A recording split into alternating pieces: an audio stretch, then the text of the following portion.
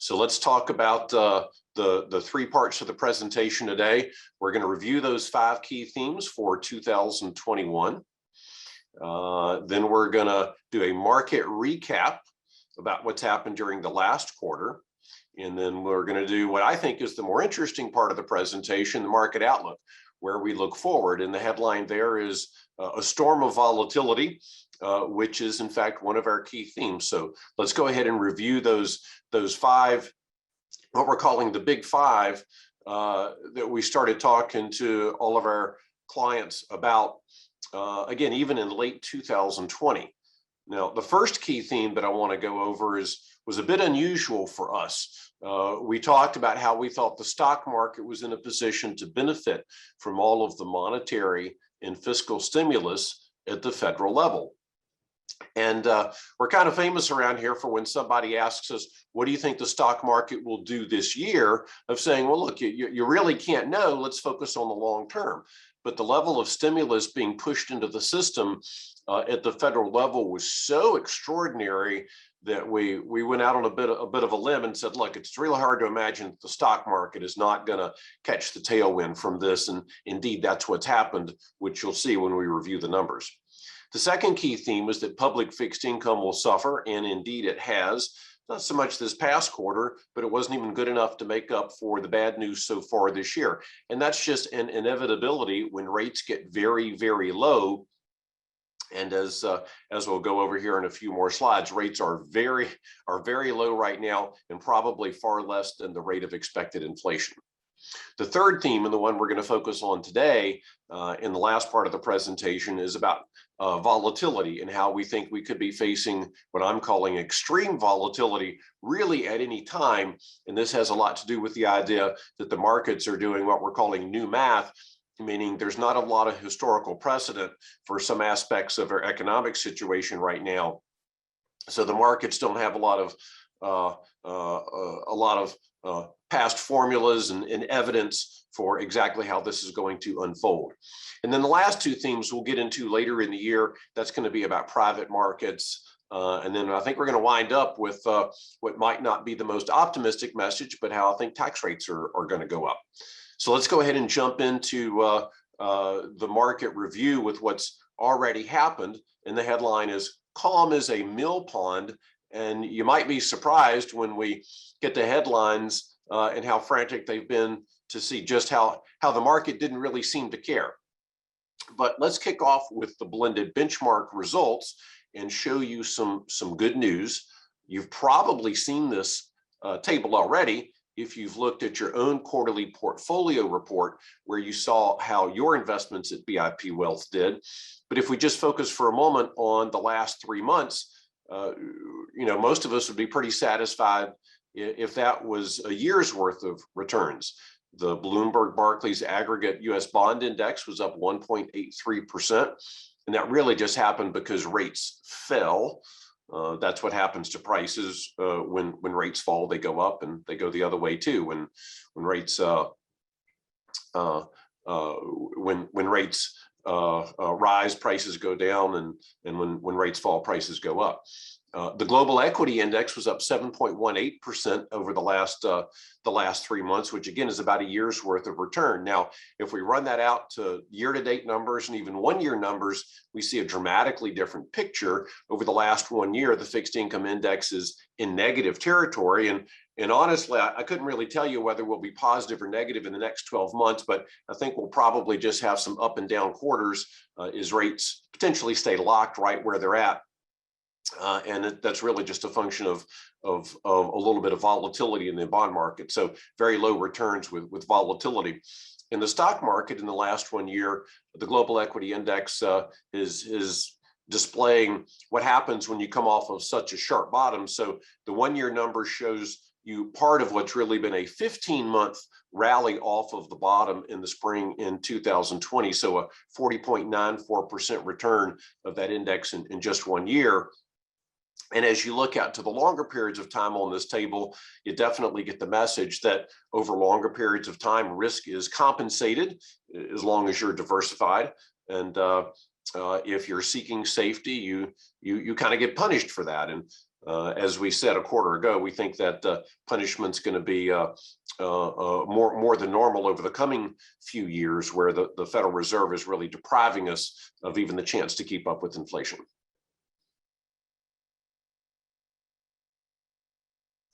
Getting into the chart of how the global equity markets did over the last quarter, and adding in the headlines, it's really hard to reconcile why the markets could have been just this calm.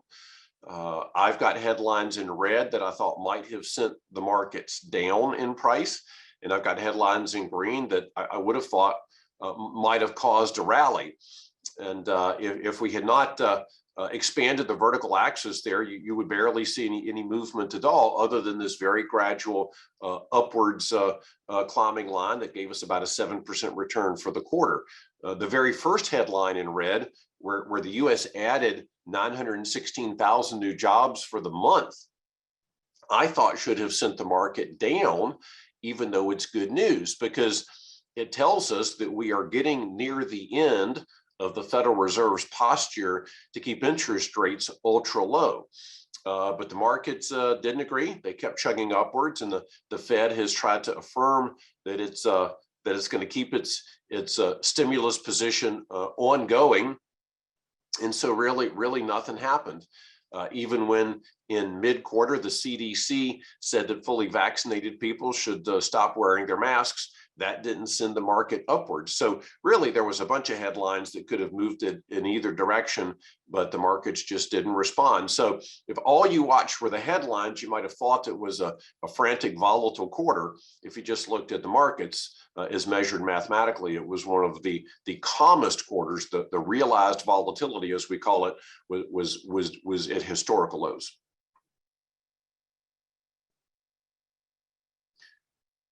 As we break things down a little bit more for the quarter, we once again get one of these quarters where we can show all green arrows. Really, every part of the market went up.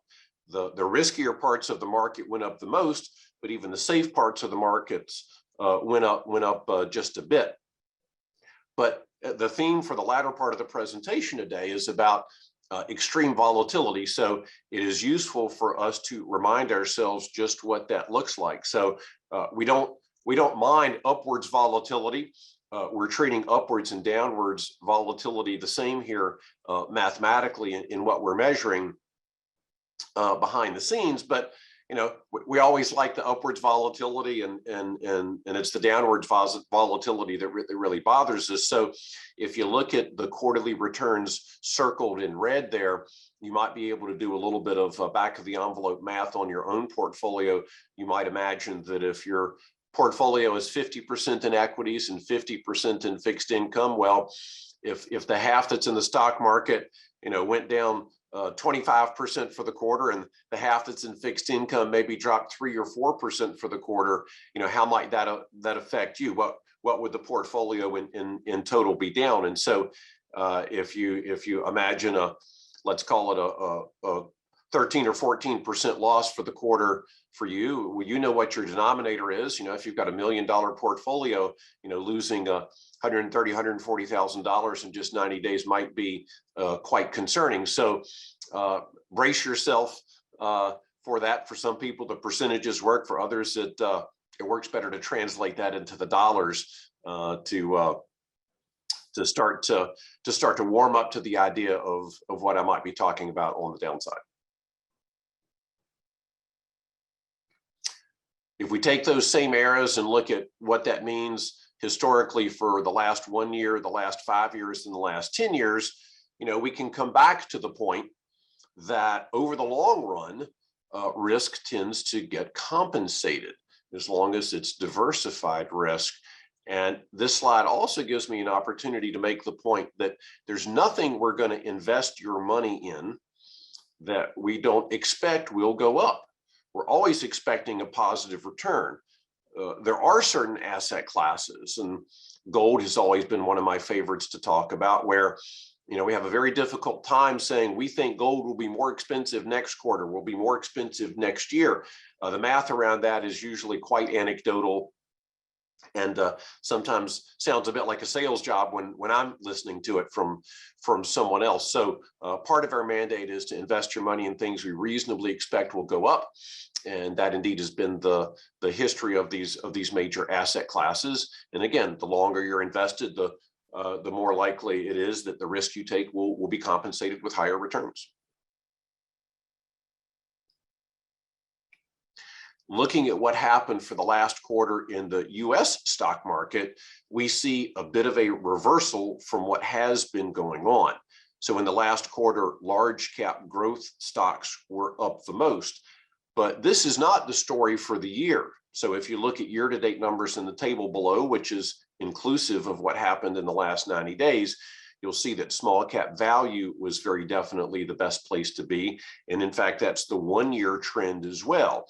As you get out to longer periods, that's not quite what we're seeing, but over much longer periods than we're showing on this slide, let's say 20, 30, 40-year type periods, small cap value has definitely been the best place to invest your money. Also of note on this slide is the idea that the US stock market is now 58% of the value of the global stock market, with only about 5% of the population. And a lot of this has to do with what's been going on with our currency, with the dollar, in fact, strengthening over really the last decade. So there's what's happened in our markets and there's what's happened with our currency, and they've both contributed to the US becoming a larger and larger share of the global stock market. Looking at international developed market stocks, the story is really the same as the US market in terms of what did the best. Growth did the best, large cap did better than small cap. But again, that's not the story year to date, and that's not the story for the last 1 year, where small cap value has been the best place to be. In emerging markets, we saw a continuation of the small cap value rally. Small caps were up more than large caps. Value was up more than growth. So really just extending that run in the small cap value space to the point that even as you get out to 3 years, you're starting to see that be very close to the best place to invest in emerging markets. So I mentioned currency earlier, and if we go back to our broader theme of the markets being calm as a mill pond, it's worth stating that even the currency market was very, very calm. Often when I show this table, we're looking at developed market currencies that maybe lost 10 to 15% against the dollar, and some that gained that much. And then on the emerging market sides, it can be more than 20% in either direction.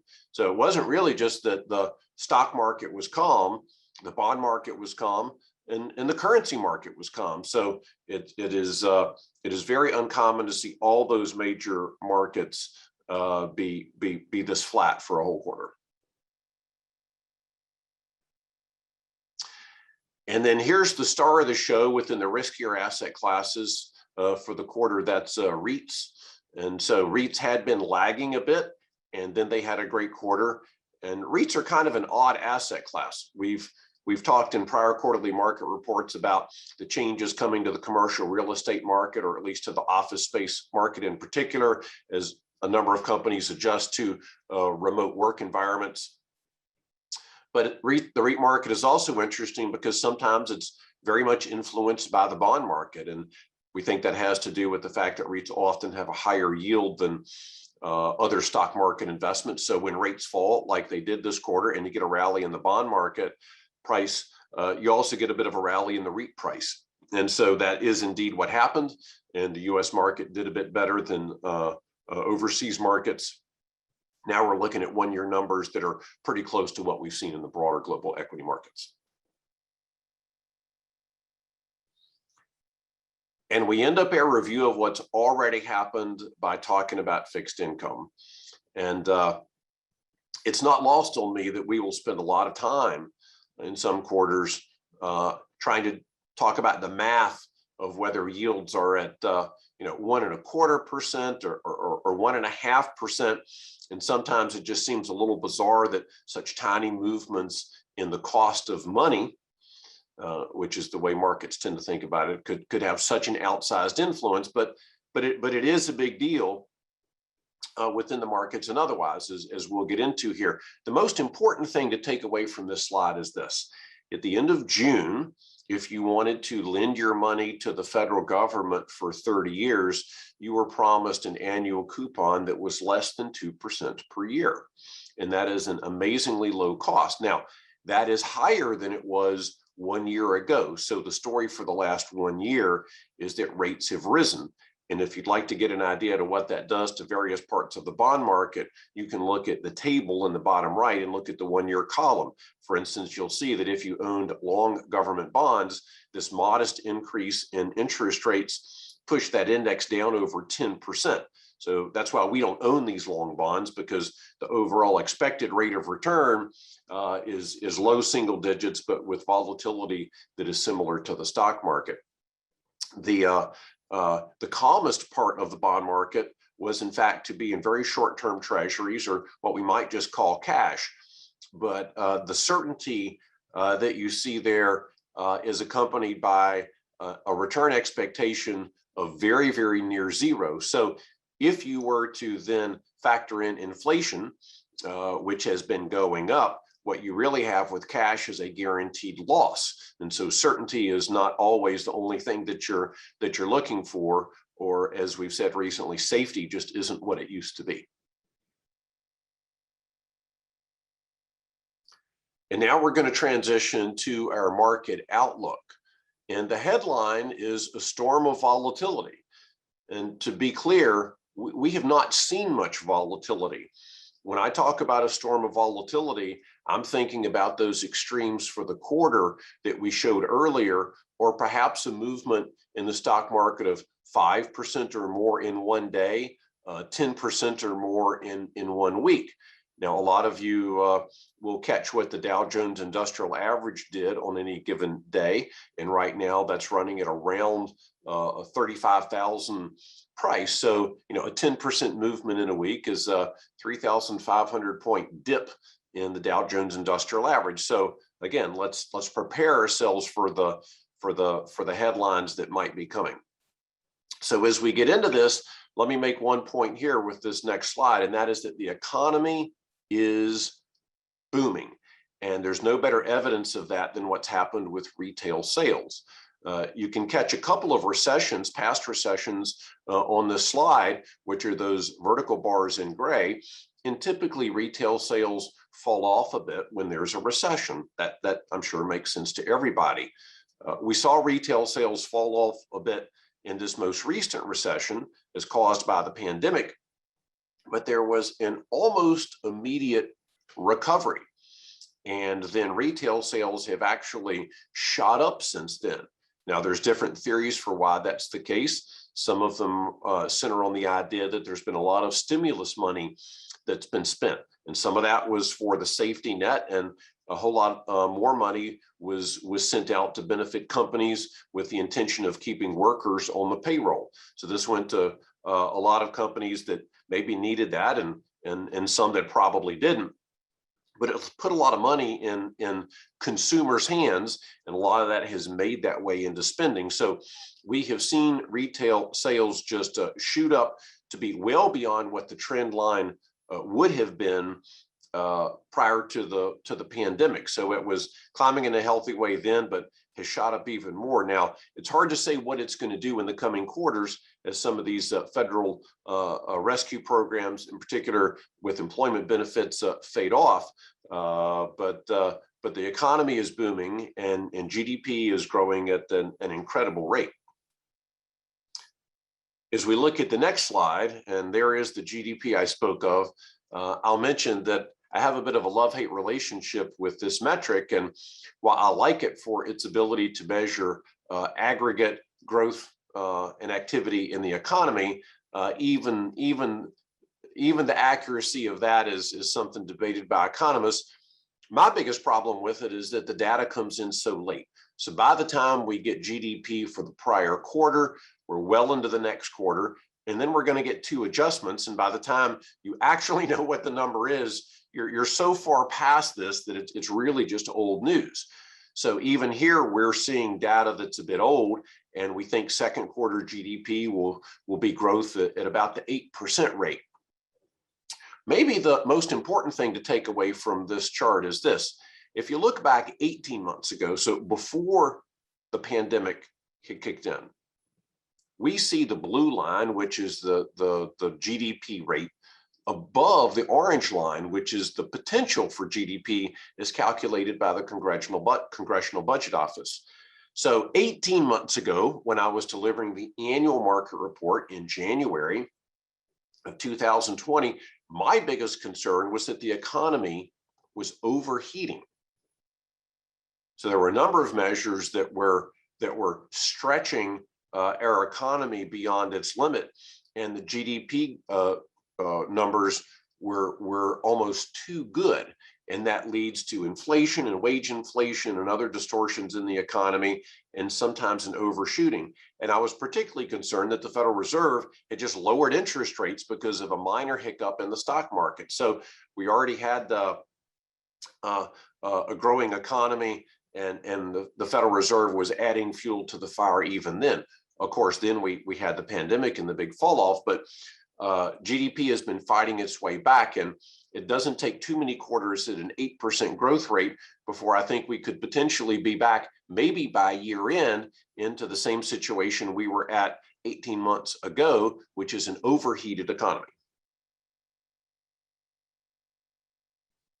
If you'd like to see a reasonable predictor of where GDP will grow, you can look at the consumer confidence and consumer sentiment measures.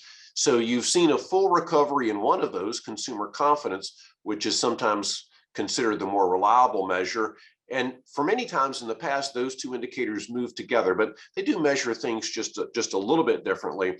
Consumer sentiment has not recovered quite so quickly, but yet the trend is the same. There's been a recovery from the bottom that was established early on in the pandemic. So this does tend to suggest that GDP growth is going to continue at an above normal rate. And then let's look at employment. And I'm going to show you 3 different slides about employment because there's not one measure that really captures the full picture. What we're showing here is the headline number, which is how many people are unemployed as a percentage of those that consider themselves to be in the labor force. And not everybody that is eligible to work considers themselves to be a part of the labor force. But given those constraints, we still can see a trend emerging that supports our overall thesis, which is that the economy is recovering. And so we see, once again on this slide, a line that would be what we might call the goal. And that's what the Congressional Budget Office estimates is the natural rate. Now, the Federal Reserve has a mission to create full employment. And so you might say that that's the green line. Now, 18 months ago, unemployment was below the green line, which again is evidence of an overheating economy. Now, we've not quite got back to that point yet, but again, the trend is clear. And there is a bit of a separation in the employment market. Medium and higher wage workers have fully recovered, and then some. Lower wage jobs have not fully recovered. So, that might be a political issue to be addressed, but from an economic standpoint, it's the middle and higher income workers that are far more important to generating economic growth because the numbers are just so much bigger. The next slide about employment is one that addresses jobless claims. And so when someone loses their job and can't get another one, they will often file for unemployment benefits. And so these initial jobless claims are a good measure of where we're headed on the margins. And so the trend is undeniable. Things got really bad as the pandemic set in, and then they got much better and are generally continuing to get better. Now, we were coming off of some lows that were just incredibly low and very healthy for anyone looking for a job. And we're not quite back there yet, but it's not hard to imagine that in a couple more quarters, we could be very, very close or back to that incredibly low rate where if somebody loses a job and they want one, they can get one. Perhaps this is a good slide to let folks know about another statistic that's out there. 18 months ago, we were very excited that the number of unfilled job postings in this country had exceeded 6 million. And that comes out in what we call the JOLTS report, the Job Openings and Labor Turnover Survey. And for the last few months, the number of job openings has been above 9 million, with the latest report from about a week ago actually going over 10 million. So there's now 10 million unfilled jobs out there. So with employment benefits ending for about 7.5 million workers right now, there's more than enough job openings to employ all of those people. So I am going to expect that jobless claims will continue to fall. And then lastly, there's this notion of what we call the participation rate, which is really how many people that could be a part of the labor force are. And for a number of reasons that include demographics, the health of the economy, and so on, we've expected that the participation rate is going to fall. So we're not yet back to where we were 18 months ago, where the participation rate was actually above its calculated potential rate, but it's not going to take too many more quarters for us to get there. And again, with benefits ending, we might see a lot more people joining the labor force that might not be counted here now. And there's also evidence of wage inflation. So as employers begin to pay more and more for their workers, that also draws people back into the labor force that might have just decided to sit it out for the last 18 months.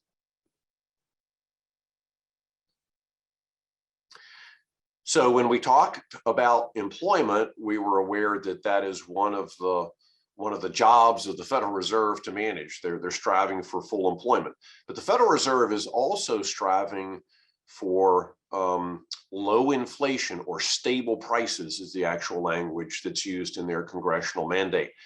Now, as I was reviewing this notion of inflation and what it might do to the bond market a quarter ago, we got to this slide and there was no evidence of inflation. And I begged the audience to just give me one more quarter, because I thought we were going to see that data start to roll in, and there it is. Now, this is a measure of inflation preferred by the Federal Reserve, the personal consumptions expenditures measure. And that's now jumped up into the low single digits and well above where it had been. Some of you might be more familiar with the consumer price index, which is now running north of 5%. And so we can expect that if that continues, we're going to see cost of living adjustments for Social Security and for other pension programs to be the highest they've been in decades. But you can make the case that this inflation might be with us for a bit. The Federal Reserve is trying to tell us that it's transitory, it's all going to go away. But I'm not convinced. And I think that this could very easily lead to significant volatility, as the evidence might roll in that the Federal Reserve is wrong. And you need to look no further than what we see on the next slide, which is what's been going on in the commodities market. So in the last 90 days, many commodity prices have gone up a significant amount. In fact, in the last 1 year, the broader commodities index is up over 45%. That's now pushed the 3-year number to about 4%, well above the 2% target for inflation that the Federal Reserve has talked about. It's particularly noteworthy that in this last quarter, commodity prices went up with a strengthening dollar. So when the dollar strengthens, we should be able to buy more of these things for the same dollar, or spend less to buy the fixed amount, because these are global commodities. And so a strong dollar should have really seen these prices falling, but instead they went up. And of course, commodities are one input to the cost of production. So if you're a producer of cars, washing machines, just about anything. You can see this list of commodities here. Maybe it's coffee or corn or aluminum or nickel that you use. You're seeing costs go up. Well, here's maybe the good and the bad news. Producers are raising their prices.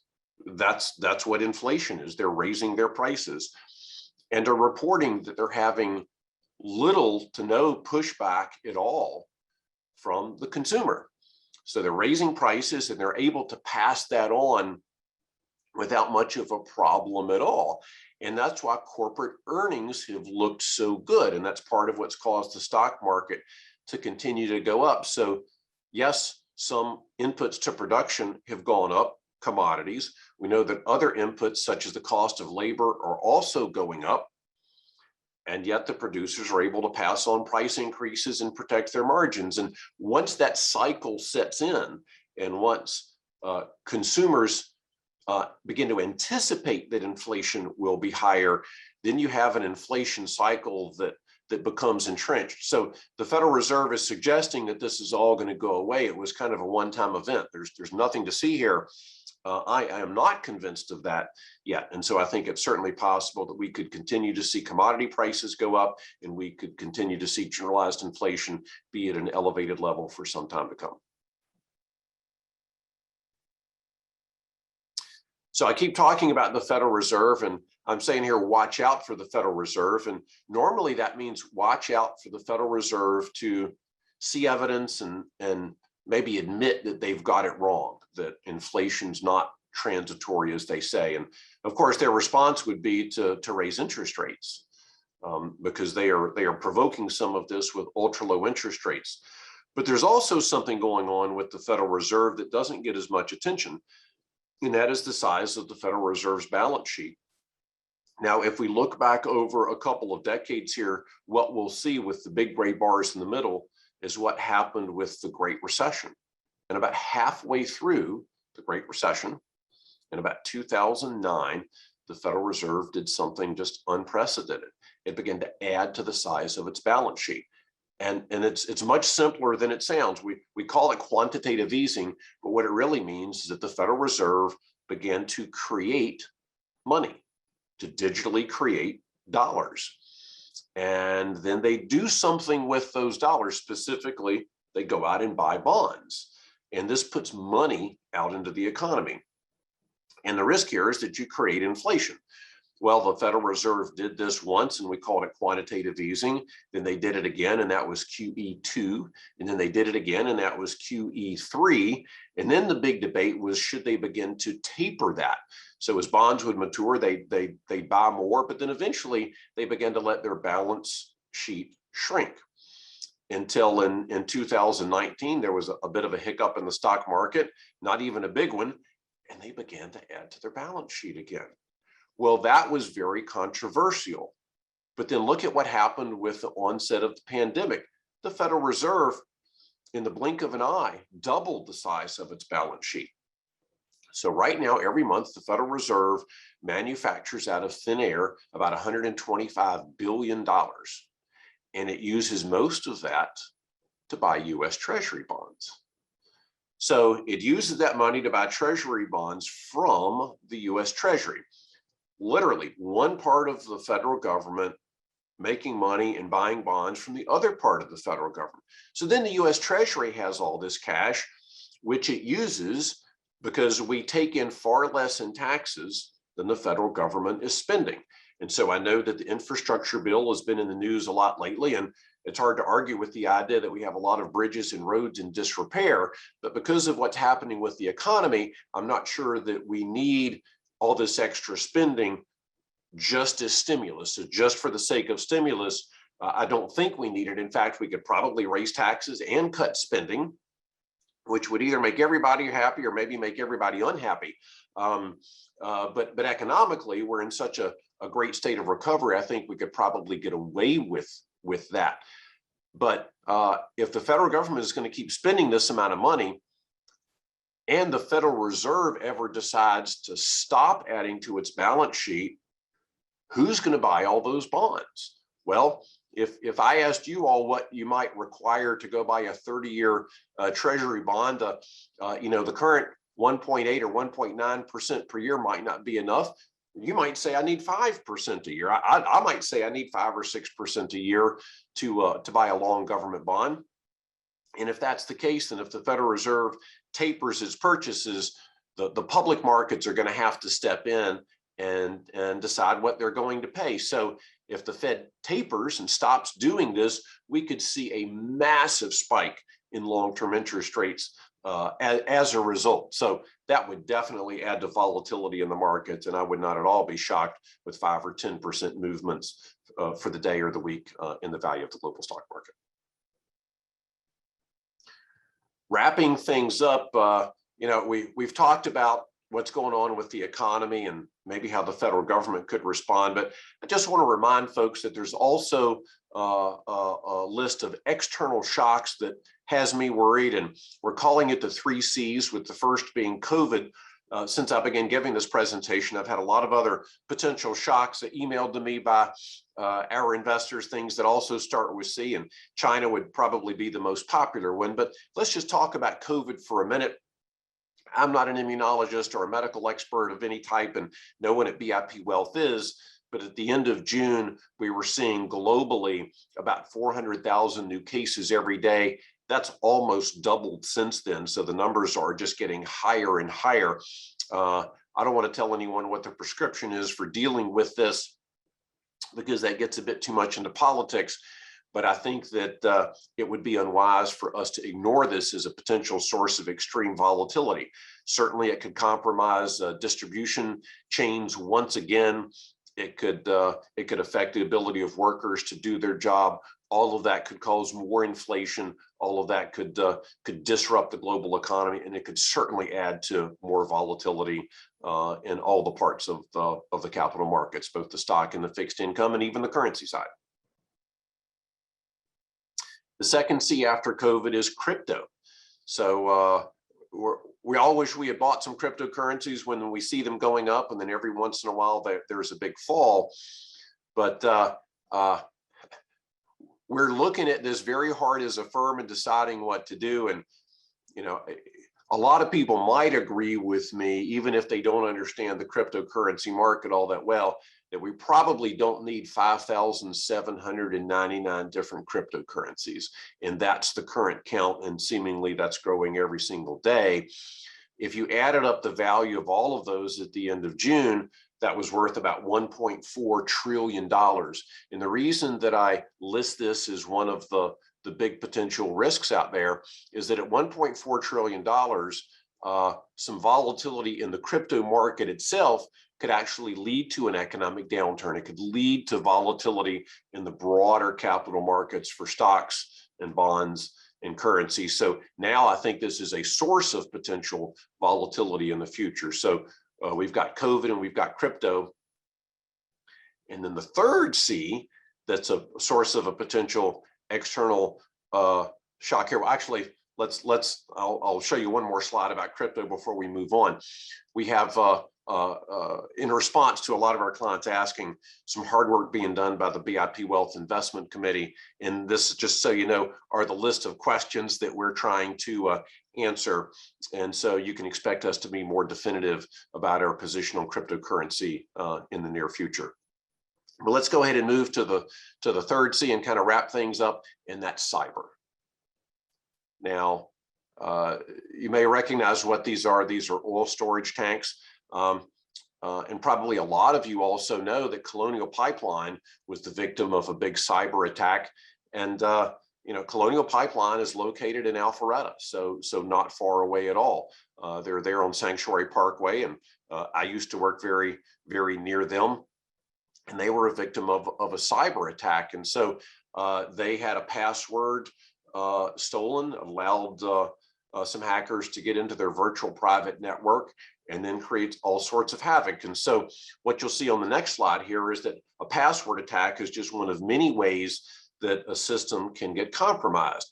There's also these other methods out there. We're not going to go through all of those today, but any of those can be used to then wreak all sorts of havoc on, for instance, the physical infrastructure. Now, if I remember correctly, the Colonial Pipeline ransom attack was for about $5 million, and it got paid pretty quickly. But what if it had been for $1 trillion? What if it had been for a number that only the federal government had the capacity to pay? What if instead of a couple of weeks of delays at the gas pump, we had a compromise to that system that lasted a year or more? You know, what would the stock market have done then? What if you can't buy things online anymore? What if you can't buy from Amazon? What if you can't pay your bills online? What if the stock market doesn't function anymore? Because that's not really a physical market the way it used to be. All of those things could wreak havoc. And just since I put this presentation together, there's been numerous examples of cyber attacks out there. One of the ones that is often kept quiet is attacks on governmental operations, but numerous localities, small towns and cities around our country have been the victim of cyber attacks. Often they're asked to pay with a cryptocurrency. It is good for that, right? And sometimes they've paid and sometimes they haven't. So there's been dozens of small localities that have lost some or all of their digital records as a result of these attacks, including right here in Atlanta. So I think this could be a very definite source of future volatility. And coming up with these 3 C's, I focused on ones that I thought could happen even before 2021 is out. So just to kind of wrap up things, there are a number of key themes that we continue to talk about for 2021, and I hope that our investors will keep all of those in our minds. Volatility is the big one that we're talking about now. So we made the case that the economy is doing great, but actually the employment and inflation markets could give us some news that the Federal Reserve doesn't manage all that well, and that could lead to extreme volatility. Or maybe it's something that comes from one of these external shocks, from COVID, crypto, or cyber. But there's lots of reasons that this calm as a mill pond phenomenon could be over this year, and we should be ready for a very volatile market. When things got volatile 15 months ago and the value of the stock market got cut almost in half, we had a few investors come under some stress, but the vast majority of our folks that reached out to us asked us, when do we get to buy? We like to buy low and sell high. Is it time for you to start buying? And we caught the bottom very well. Our purchases began almost at the very bottom back in March and April of 2020. So in fact, that buy low, sell high plan is something that we were able to execute for nearly every one of our clients. So we might get another chance to do that again. I'm not saying get out of the stock market. I'm just saying buckle up. All right, so I think it's time to move into some questions. Great, thank you, Eric. Nice job on the presentation.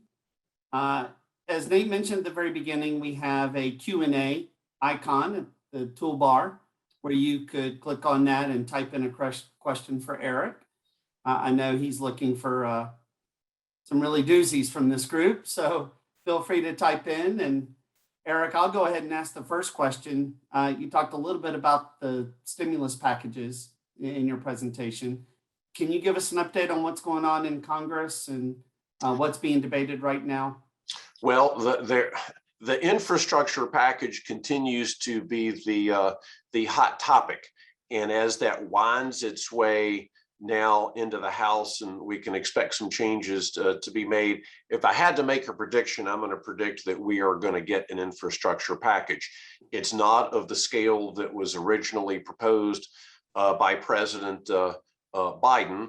And again, it makes a pretty now focused effort to repair bridges and roads and do some other things too. So I don't know when we're going to finally see that make its way out. Again, it's not as big as it started off, and I don't really think we need it from a pure stimulus standpoint. There is one particularly interesting element of this that may or may not make it through to final signature, and that is a new way to tax cryptocurrencies and new responsibilities for any brokerages or exchanges that are involved with cryptocurrency transactions. And so the folks invested in crypto and hoping that'll go up are really counting on that being stripped out of the language other folks are really hoping that it will stay in. So it is going to be very interesting. And that bill itself, for reasons that would include what happens with crypto, could add a lot of volatility to the markets. Good. Thank you, Eric. We still have a few minutes for the top of the hour. So if you have a question, feel free to type it in. And I know Eric would gladly be able to address it. So I'll go ahead and ask the second question, Eric. How about that? Sure. As you're working with your portfolio management team and you're trying to anticipate what tax rates may be as we head into the second half of this year and into early next year, any big changes or any themes that you're implementing as far as your trading strategies?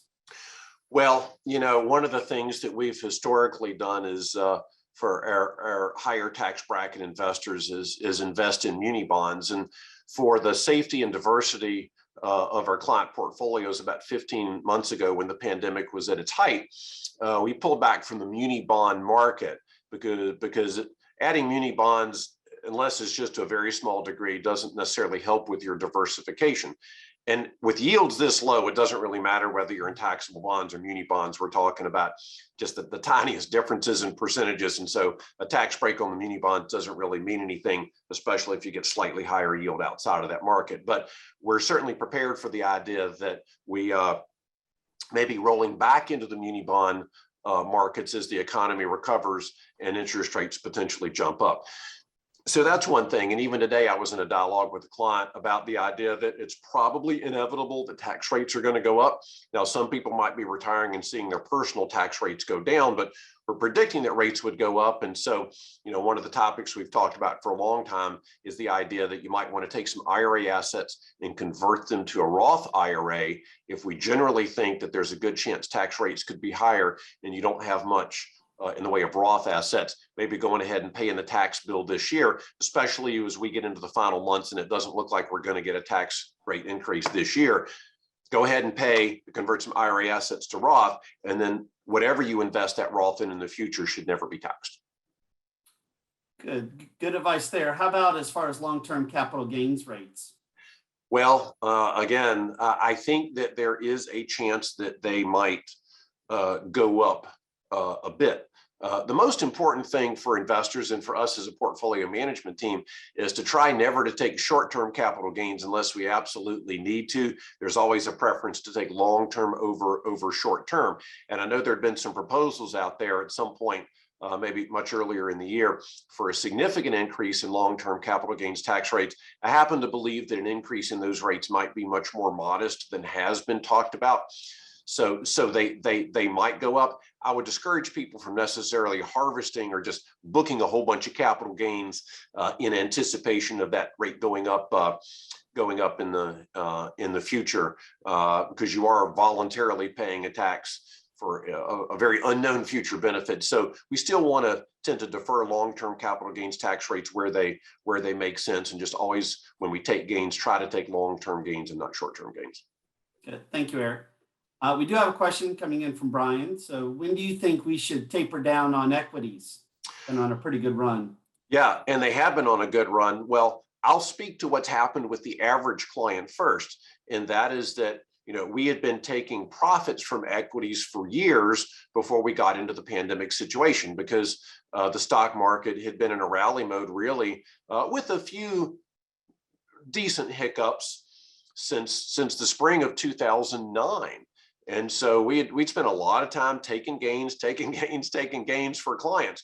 So for many clients, or again, the average client, when we had the big drop in the value of the stock market in the spring of 2020, we had accumulated so much dry powder, we had the chance to deploy that at significantly cheaper prices. And so for clients that stuck to their plan, for clients that let us do our job, we bought a lot in equities. Now, the rally back from that was just extreme.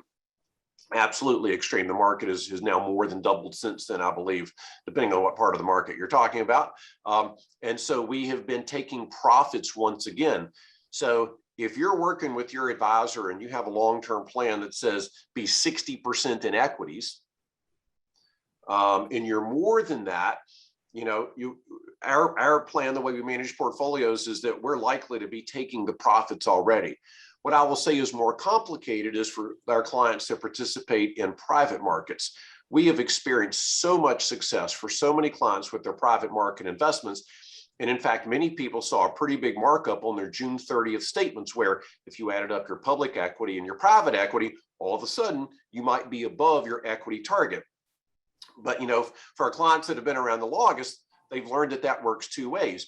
You're putting money into private markets, and then generally that's been going up in value, but then you get an exit, and all of a sudden your percentage in equities falls way down, because that dollar you put into private markets might be coming back as $3 or $4 more dollars as cash all of a sudden. So sometimes that gets cured by what happens by the portfolio management team in the public markets, and sometimes that overweight to equities gets cured because you get a big exit in what you're invested in the private markets. And it's really you and your advisor talking about the combination of the two that's the right way to think about it. Good. Thanks, Eric. Next question. Can the Delta variant of COVID have an impact on the markets like the original COVID-19 did last spring? And I listed it as one of the potential external shocks because I certainly think there's the potential for that to happen. I just don't know how to look ahead and give people expectations that I have a high degree of confidence in, because really our first experiment with something like this was the one that we went through starting in the spring of 2020. But it certainly seems like it could. And then it's worth understanding, of course, that the Delta variant is not the only dangerous variant that is out there. And when you have a virus that is reproducing in the quadrillions, quintillions every day, right, the opportunity to evolve and for a new variant to emerge is extremely high. So we might not be done with new variants entering the scene. So the good news is that the mRNA technology that we see with Pfizer and Moderna is one that can be fairly quickly adjusted to new variants that might emerge, not immediately, but much more quickly than perhaps we see with normal flu vaccine technologies and so on. So it could be the Delta variant that gives us a lot of this volatility, or the next variants that come after that. Good. You had mentioned quadrillion. How many zeros is that, Eric? I'd have to go back and count. I don't want to get that on the record. Let's see. So a million is 6, a billion is 9, a trillion, quadrillion. So yeah, let's say 12 or 15 zeros there. But yeah, when you have, and we see this with the flu, which is why the flu shot has to change every year. And we need to anticipate that 6 to 9 months in advance. But yeah, with this many viruses out there multiplying all the time, I'm sure it's a big number. Good. Well, thank you, Eric. That wraps up the questions from the attendees. Another great presentation. We appreciate everybody joining us today for this hour as we go through the quarterly market presentation, and we look forward to speaking with you again real soon. Thank you.